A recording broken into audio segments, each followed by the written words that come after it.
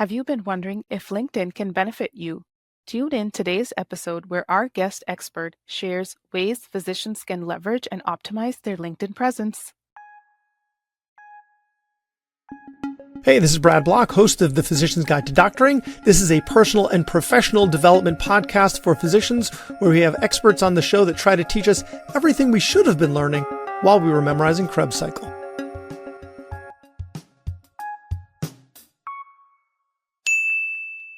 Hello and welcome to another episode of The Physician's Guide to Doctoring. Today I am your host, Dr. Amna Shabir, and I have with me a very special guest. Meredith Pasikoff-Dinitz is the founder of Your Career Happiness Professional Coaching, offering strategies to help professionals achieve their desired careers. She holds a Bachelor of Science in Public Health from Indiana University and an MBA and MHSA from Arizona State University. As a certified career transition coach with over 14 years of experience as a recruiter and coach, Meredith provides expertise in strength discovery, personal branding, resume, and LinkedIn optimization, interview preparation, networking strategies, and targeted job search techniques. So today we are going to be talking about all things LinkedIn. But before we dive into that, Meredith, if you can kindly share what attracted you to your current career with us. Absolutely. Thank you so much for having me. So as you were kind enough to share, I was a recruiter for a little over 14 years, and I found myself feeling burnt out and stuck in a role that really no longer fit me. But the financial stability really made it hard to walk away. I realized that during this time, I had really already been coaching my candidates through the whole job search process. So I started working with a career coach to really help me identify my strengths and passions. And through this process, I realized that I could really combine and utilize and leverage my extensive recruiting background in conjunction with helping people identify that next path that they love. And that ultimately led me to starting my own practice where I can help work on the areas that you just shared. Wonderful. And whenever we're talking about careers, we're talking about job searches, you can't complete the conversation without talking about LinkedIn. And initially, I'll say that I've had a lot of wonderful connections on LinkedIn and I have learned tons and grown, but I wasn't very particularly drawn to that platform initially. So here I am, and we're having this conversation, is going to dig deeper. I mean, why should doctors even care about LinkedIn? And that's a great question.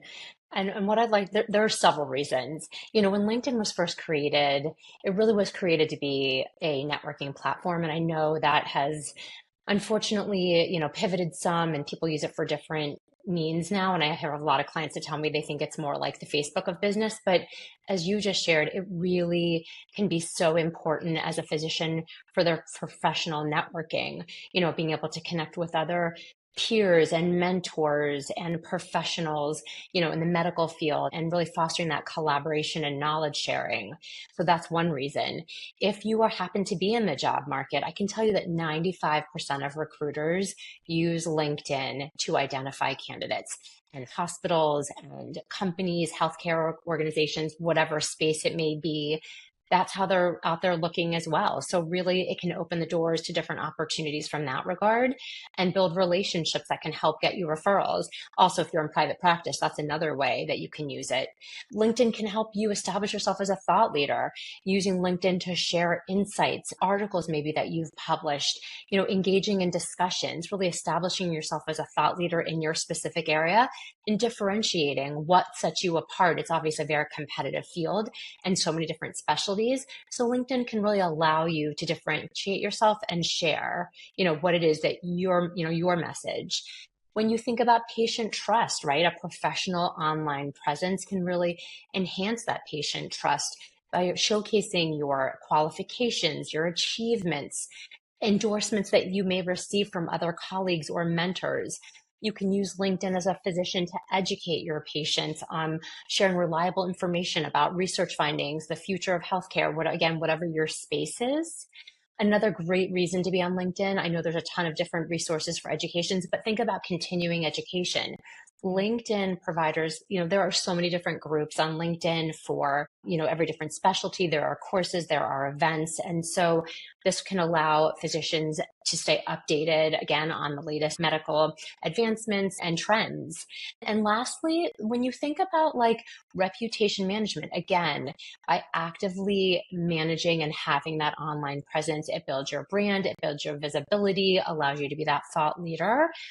It can open up doors for different, whether you're an entrepreneur or you're, looking for a new job or what the case may be, research, consulting, whatnot. There are a ton of different avenues to use.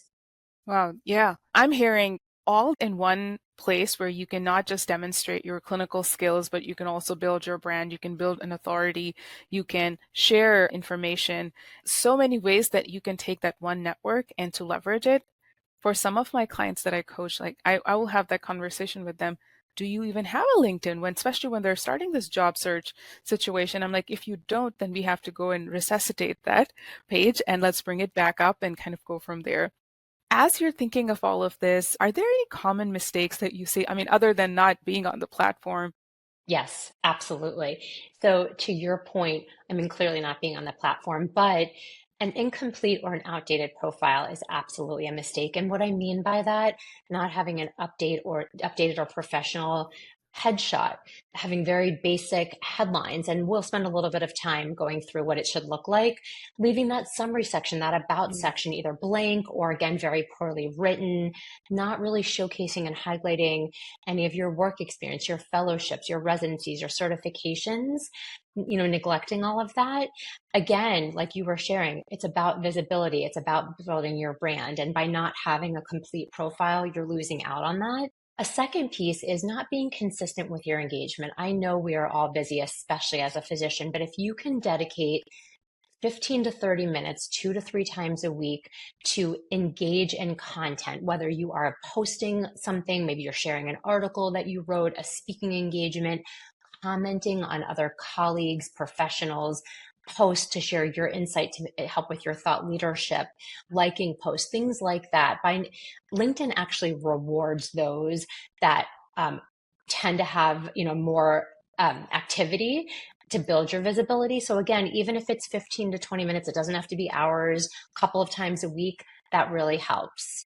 The last thing I would say is that, again, as I mentioned before, I know, unfortunately, LinkedIn is sort of morphed into all these other things, but truly it really is that networking platform. So I caution my clients, especially in the medical field, make sure that you're not sharing inappropriate content, meaning, something that's too personal, controversial, not really related to your space, right? You want to make sure that your posts are in that professional content, right? So again, it's building your thought leadership. It's building your brand. What can you share? What are you seeing? You want to really make sure that that content is geared to the message and the audience that you're trying to target. Interesting. Because the last part, it's especially since they added video recently, it's interesting to keep it strictly in the lanes because every now and then you'll hear some experts say, oh, it's okay, to share some personal stuff. And I feel like I have shared some personal stuff, but not, I would say, irrelevant. Like even the personal information that I shared, I feel was part of the larger message that I'm trying to communicate with my audience. Yeah, and that's a great point because I do absolutely agree with you. Like, you want to think about LinkedIn as your marketing, as your brand, right? How do you want to show up? How do you want to be seen? And I absolutely agree that there should be some version of a personal element because you want your audience to get to know you to a point, but just be careful. There's that fine line. So I agree. You can kind of have some of that personal so that they can relate to you and know that you're human, but just be careful how much you're sharing and, to what it speaks to. Point noted for today. All right, Meredith. So we have a surprise for the audience. I know whoever is listening to this on audio, please continue listening. And if you would like to now have the portion of this podcast in the video version available to you, I would also go ahead and check out the YouTube channel and see where you can pull that up because I'm going to be roasted by Meredith live right now. She's going to pull up my LinkedIn profile and walk through it. I'm feeling a little nervous. This is going to be a vulnerable moment for me, but we will learn how best to optimize your LinkedIn profile using that as an example. So Meredith, take it away. You're welcome to start screen sharing, and we will go over the anatomy and really all the things that we can do to really get our message across. Absolutely. And no judgment. This is all in the spirit of helping everyone to optimize their profile to the best that they can. So, all good. So, I always like to start at the top with the banner. A lot of people tend to have just sort of that green background, which is the default that LinkedIn provides. But I love that you have something specific to you, tailored. I always like to encourage my clients, again, going back to that thought of LinkedIn is your marketing and your brand. How do you want to show up? How do you want to be seen? So find any sort of an image, whether you're doing a search for a free image or you have something that you want to create, what represents you. It can be personal, it can be business, again, as long as you feel it's staying within that brand and the message that you want to get across. So I love in your case how you made it about your space and in your work, and that's great. So that's my first thought. Wonderful headshot, right? You want to make sure, as we talked about before, that it is current, updated, professional, good quality from sort of the chest up is great. When we come down to right below your name, right here, this is called your headline. So you are actually allowed 220 characters if you want. Not that you have to use that all, but Wow. it's a really good idea when you're thinking about your headline. You don't want it to just be about the titles. I mean, yes, it can be absolutely like the titles of the roles, either if you're in job search that you're targeting or where you are, but you never have to name the company, the hospital, the organization. You want to make it more about your key, your key expertise, special interests. Are you a cardiologist? Are you a healthcare innovator? Are you an advocate for preventative medicine? So you can kind of pick out certain skills, expertise, roles that you're targeting, again, depending on what your focus is. I would like to encourage have a little bit more. Something else to think about if you happen to be in job search, you want to think about that whole search engine optimization aspect. And if recruiters or hiring managers are searching for certain positions or skills, these words in your headline will come up in their searches. So I always like to share that. Now, there is an option when, that you can share if you happen to be in job search that you're open to work, and you can just make it for recruiters if you don't want your entire LinkedIn community to know. Now, remember, I'm logged in as me, so I won't be able to see it, but down here in these buttons, there'll be a bubble that says add profile section. And when you click on it, it will allow you to show open to work, and you can either choose just recruiters, so that only recruiters that have what they call LinkedIn Recruiter can do active searches, or you can choose your entire community. And that is there's no right or wrong, by the way. I know a lot of people have asked, does it make me look desperate? Is it wrong? I've had a lot of conversations with colleagues of mine in this space, and you're going to get two schools of thought, but I think at the end of the day, truly, it is a personal decision and how much you want to share. So I'd That's like good to to share know. that as well. Yeah. Yeah. Any questions to this point that you would like to stop me to ask, or you tell me? Yeah, I was going to ask you, Meredith. I've heard that some people will, for example, where I put my name on the top along with my professional initials and all, they'll tend to put in what they do, or like they'll put in, for example, cardiologist, preventive cardiologist, or coach, or something like that. So when you talk about the SEO optimization, that's really the blurb that's underneath it that counts more, or the one on the top. I think it's better. I absolutely think it's perfectly acceptable to have those letters up in your name, but I do think it's worth it to also include it down in your headline. That's where I think it's going to get pulled more. Okay. Any other questions? Just going on. All right. We talked about networking and how important that is, right? Clearly, the goal is to have good connections, but strategically connecting, right? Like you don't have to feel the need to connect with 1,000 people just to connect. Think about the connections with other physicians, healthcare leaders, potential collaborators, mentors. Who is going to add the most value and help you grow in this space? So when you're looking to connect with others, keep that in mind. And then instead of just hitting the button that says, let's connect, add a little note. I think that's a nice touch just to let them know why you're looking to connect.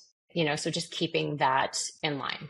I just want to add Okay. over there, the notes that are just very vague, like if you're going to put a note, put in an actual note. Don't just go like, hi, or like, hey there, or whatever the AI prompts are these days. So I'll just share that I don't like being called Amna by everyone. So the AI prompt just says, hey there, Amna, or hi, Amna. I don't even know you. So I would rather prefer you call me, hi, Dr. Shabir, or reach out to me like that. So I think just as somebody, if they're trying to contact physicians, even, if they're recruiters or somebody else, please, if it's a physician that you're trying to contact, call them Dr. So-and-so. Don't just use their first name like you're, buddies with them. Yeah, great point. You want to make sure that you're being respectful and professional. I think it's a great point for sure. Absolutely. Excellent, excellent, excellent. Okay, so moving on, the about section. So this about section is really important. Again, when we think about your brand, your marketing, I also like to tell people, look, it's kind of a sales pitch almost, if you will. I mean, you have 2,600 characters, not that you have to use all of that. But again, this is where you want to think about what is the story that you're trying to share? What do you want people to know about you when they're reading this section? So well crafted, highlight your professional journey, your key achievements, accomplishments, goals. If you're in job search, you want to tailor it that way and let people know that. Or if you're making it more, if you're more in like that entrepreneurial or entrepreneurship type space, you can tailor it that specific way. You want to make sure you're writing it in first person. So great job there, because that makes you seem more approachable, more relatable. The other thing I also like to share is, and this is a personal decision. I know we talked about, sort of keeping that fine line, but in the spirit of wanting to let people get to know you a little bit, I sometimes will encourage my clients, if there is a little bit of a personal blurb you want to add, maybe in my free time, you can find me doing this, or I'm very much an advocate of that. That is completely optional, but acceptable in this case. I also like to encourage people, end with a call to action if you're comfortable with that. I'm open to new connections, either in this space, in this industry, or in general. It's just nice that, again, and you always have the option to decide if you want to connect with someone or not, but I think it's nice to have. The other thing I love that you have here are your top 5 skills. So LinkedIn, as you see here, it does allow you to choose your top 5. You're limited to 5 in the about section. But again, this can go back to that search engine optimization we were talking about. And it's what you want, to think about standing out. So I think this is great. Thank you. I'm feeling a little bit better now that you've shared that.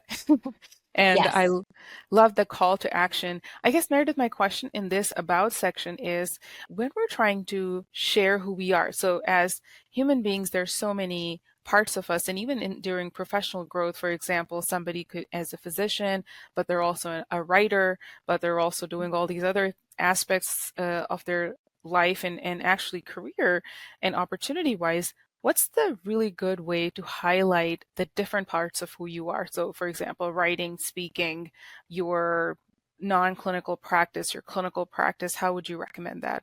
I mean, I think that's a great question. I love that. Again, you have 2,600 characters here. So if it's possible, I think I would encourage have some version of blurbs sharing that, because I think that's really great to do. And then is when we get down farther, like in the featured section, where you can actually share, like if there is something that you did write about, or if you're starting a new venture and you've published something, that's where you can go ahead and add some of those. We talked about videos or articles or whatnot, but I would encourage you, if you have other pieces and you still have the real estate to do it, this is the right section to add that information to. Does that answer your question? Yes, thank you. Yeah, this is where you want to be able to share. This is that story of you where, depending on your focus, and it's great to have different interests, that's where you should absolutely be highlighting that information. So that's great.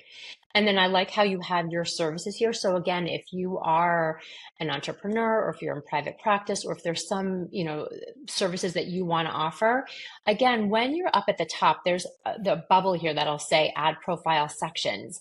And that's where you'll be able to have all these options of adding these different sections, which is really important. So I'm glad that you have them. This is the place to highlight as much as you can so that you can be attracting the audience that you're targeting. And then, as I just mentioned, I love how you have this featured section. I mean, the featured section, again, it really allows you to showcase key accomplishments, publications, presentations, videos.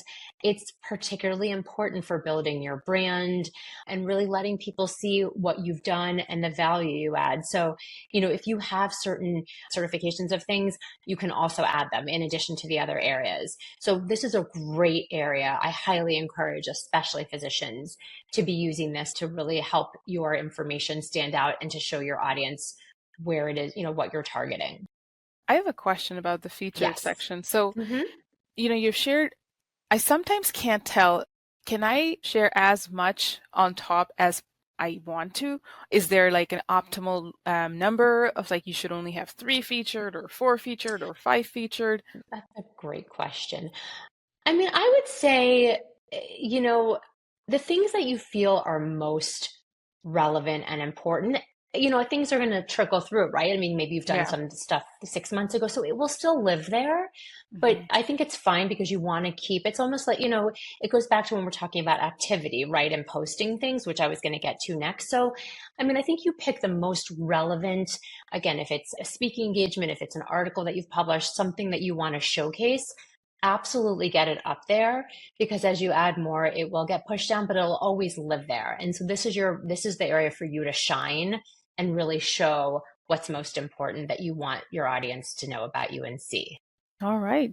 And then moving down to activity, I know we touched on this. I mean, I love that even as recent as 4 hours ago, as I mentioned before, and as you were saying, LinkedIn is so about, that visibility, building your brand. And while you do not have to live on here, if you can build it into your practice 2 to 3 times a week, maybe 15 to 30 minutes, again, commenting on posts, sharing your own, whatever value that is going to build your visibility, build your brand, drive people to your profile.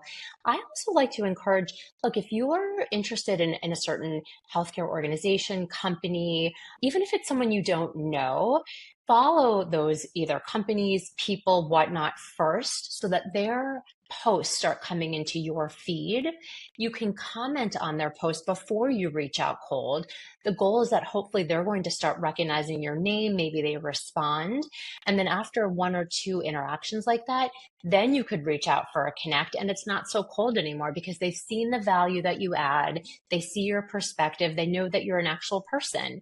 So that's another way to build your network, build your brand, and make an outreach that could be cold a little warmer. So I like to encourage my clients to think about that as well when they're trying to either break into a new organization or company or find someone in one of those places, a hospital, a private practice, whatnot. Maybe it's for, an internship, an entrepreneurship, something to help, again, get you out there and to meet more people. So I think that's something really important to think about. Any questions or any thoughts on that? Yeah, so when you were talking about engagement, there's AI and bots everywhere, and sometimes I'm questioning, is this a person or is this AI? Yeah. Your thoughts on like how does, I mean, I know that nobody really knows the algorithm. We're trying to do our most educated guessing here. How does that get impacted? How to have real connections? What are your thoughts on that? Yeah, you have to be careful. I mean, I know with like LinkedIn Premium and just with all the AI out there, you can have anything written for yourself. And look, if writing isn't your specialty, maybe use it to help you. But at the end of the day, it is easy enough to spot what isn't human. So really try to massage it. You want to make it sound human, right? Like you want to have genuine, legitimate outreach and interaction and conversation. So I would just caution you to be a little careful. I know that that is the newer feature that LinkedIn has, but I also have heard like there's obviously so many ever changing pieces of LinkedIn that, sometimes you can be penalized if it looks too AI focused. I mean, again, I know they offer that feature for all of the different sections, but just if it, in terms of like responding or posting your own things, I would just caution you to be a little careful on that. Yeah, and I'm also like wondering about the impact of that when we're commenting, like especially when we're trying to do engagement, right? If you are just engaging for the sake of engaging, which we're all human, we all have days in which we want to, and we're going to have more, robust responses. All my LinkedIn friends know what I'm talking about. And then there are days where, it's okay to have that lesser of a response, but then just I feel like I see some comments that are purely volume based and not quality based. So some thoughts on that. I agree. And that's not going to add the value that you want. I would more encourage you, or rather you see, look, keep it simple and just great post, even if there's just a little bit of value. And look, if it's not in you that day, not that liking it is going to give you as much visibility, but even if you like something, that still helps. But yeah, I agree. You don't want to just throw it in, ask chat or one of the million AI tools to write you a response, because you can tell, right? Like you really want to make it true to you and your voice and your messaging. So if it's not in you that day, just keep it simple. Great point. Thanks so much for sharing it. I agree. And then on the next time you're responding, try to really dig in a little bit more to really show your, the thoughts or the value. And listen, you can even, like, if it's not in you that day, but you thought it was a great article, even resharing it to your LinkedIn community and maybe adding one or two quick sentences on why this resonated with you, that also helps, and that still counts. Yeah, I agree with you. Just encouraging everyone to do that would be a good place to be. Okay, so moving down to experience. So here's my thoughts on experience. Each role that you have, normally when you're in your own, you'll have the pencil where you can edit and go in. So each position is allowed 2,000 characters. Oh, I do strongly feel that it is absolutely to your benefit to have a couple of either bullets or sentences. Make it more accomplishment based if you can versus task based, because think about it this way. If someone is finding you on LinkedIn before they're seeing your resume, and you also have the luxury of more real estate on LinkedIn versus your resume, you want to give them a sense of what does this role as an ambassador entail, and what does this entail? So I really would encourage you. Again, it doesn't have to be the full 2,000 characters. It doesn't have to be a novel, but I would encourage having a couple of bullets as much as it can be more accomplishment focused, and highlighting what you've done. And what I was going to say also is, especially if you are in some version of a job search or looking to connect, think about which of those accomplishments are most in line and relevant to where you're targeting next. I am a big fan that I would absolutely encourage you to go in and add bullets under each of these areas so that people know what you've done. I do like, by the way, and also encourage that you have skills. Now, I know LinkedIn started doing that like with their AI. So I think it's a good idea to take stock and, go back in. You're not limited to the 5 like you are in the about section. That doesn't mean you need to have 30, but I would absolutely, because again, it can go back to that SEO search. I would absolutely encourage, pick the skills that are most relevant. Even if you feel like they're very similar, that's okay. It's just a good idea to pick the top skills that you think are most relevant, and it can be more than the 5, below the description box that's highlighting what you've done in each of your roles. And I was just looking how far you went back, which is great. The one thing I would also like to say, and I think maybe for this audience, depending, it may not be as much of a factor, but in general, the rule of thumb, similar to the resume, is, you don't need to go back more than 10 years necessarily. Now, if you have, fellowships and whatnot, that can all go down a little bit below. But, you want those two to mirror. And I know we're not doing a resume session here, but, think about what are those roles or positions or, whatnot that are most beneficial for you to add in that experience section. And then education, that is great. Obviously, you want to show all of the different education that you have. One thing I will say, as we all progress and it becomes a little farther and farther away from graduation, and I don't think you're there yet, you can eventually start leaving off graduation dates. I don't think that's a problem for you at this point. I'm just saying for future, that is something that you can think about. Maybe people that graduated in the early 2000s or before. Unfortunately, ageism is a thing. And so, although physicians, maybe not as much as in the corporate world, but food for thought, that is something you can do. Again, maybe in the medical world, it's a little bit different, but I just like to share that if that's a question that comes up. Are we able to like log those without adding the dates? Absolutely. I mean, Okay. again, I know I'm logged in as Good. me, but if you click on the Yeah. pencil, it will absolutely allow you to keep everything but remove your dates, and it will not Mhm. penalize you. Mhm. Love the license and certifications. Absolutely recommend include all of that for sure. And then when it comes to skills, so that's great that you have 21. You are actually now allowed 100. You do not need 100, but I do like to encourage my clients, take stock. It's a good idea. Go back in. Are there other skills you can add? Are there some that maybe aren't relevant anymore? So just every now and then go in and do some inventory. This goes back to making sure we're keeping it updated and current. The other thing I like to share, so you can see that on your main LinkedIn page, your top skills are physician coach and leadership development coaching.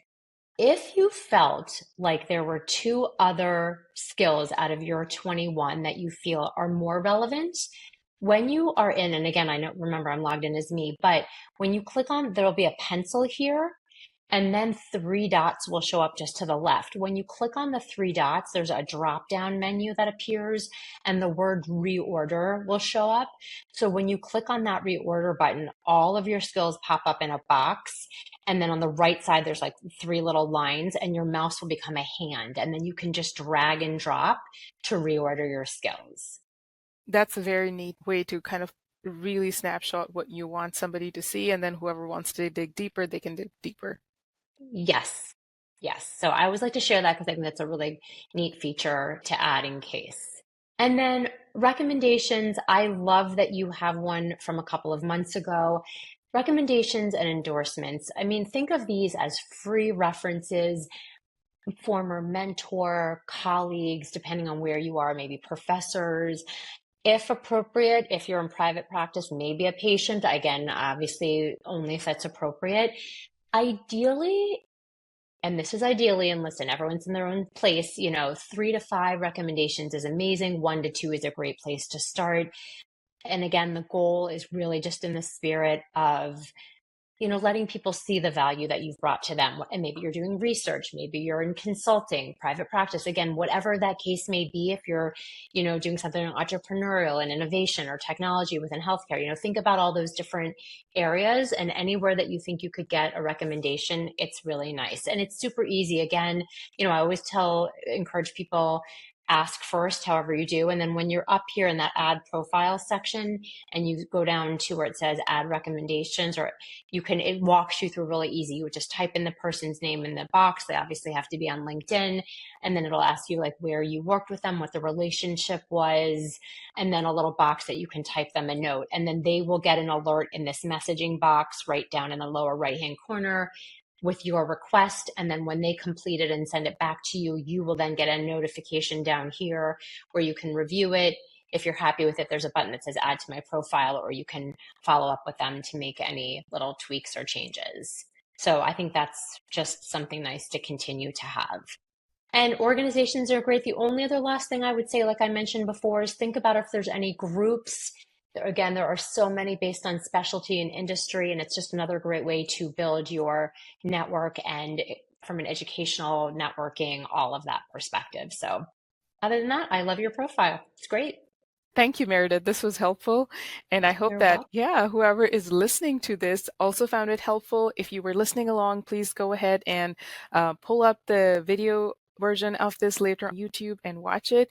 And I want to now invite you to share any take home points, Meredith, and really how can folks also connect with you? You're always welcome to reach out and connect on LinkedIn, and I'll share my other contact information as well. Always happy to be a resource. And, again, just to reiterate, I think it's great to have the profile, but you need to keep it updated. You need to keep it current. Engage a couple of times a week. It doesn't have to be super long amounts of time, but to really build that brand and that visibility, you have so much to offer to your space, to be that thought leader, to learn and develop and grow yourself professionally.